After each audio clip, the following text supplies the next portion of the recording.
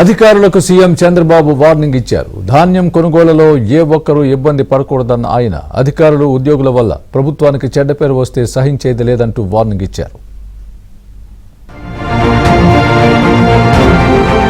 ధాన్యం కొనుగోలులో ఆంధ్రప్రదేశ్లో ఏ ఒక్క రైతు ఇబ్బంది పడకూడదని, ఎక్కడా సమస్యలు తలెత్తకుండా కొనుగోలు ప్రక్రియ పూర్తి చేయాలని సీఎం చంద్రబాబు అధికారులను ఆదేశించారు. ధాన్యం కొనుగోలుపై అధికారులతో సమీక్ష నిర్వహించారు.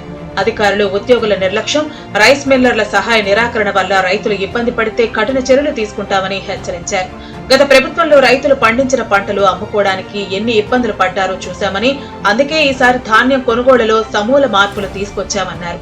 గత ప్రభుత్వంలో నెలల తరబడి ధాన్యం డబ్బులు జమయ్యేవి కావని, కూటమి ప్రభుత్వంలో 24 గంటల నుంచి 48 గంటల్లోపే ధాన్యం డబ్బు చెల్లిస్తోంది.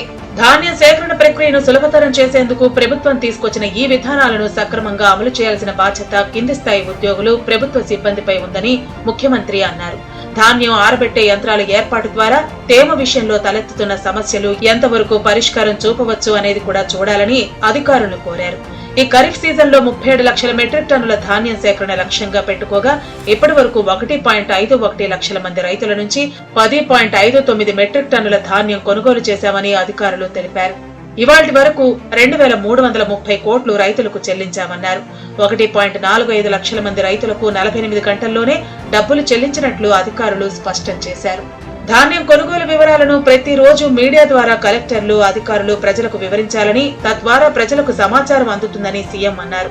ఎక్కడైనా సమస్య ఉందని తెలిస్తే ఈసారి తానే స్వయంగా ఆ ప్రాంతానికి వెళతానని, అక్కడి నుంచే అధికారులను వివరణ కోరతానని సీఎం చంద్రబాబు హెచ్చరించారు. ప్రభుత్వం వద్ద నిధులు అందుబాటులో ఉండి అన్ని విధాలుగా మద్దతు ఉన్న తర్వాత అధికారులు, ఉద్యోగుల వైఫల్యం వల్ల చెడ్డ పేరొస్తే ఎందుకు సహించాలని చంద్రబాబు ప్రశ్నించారు.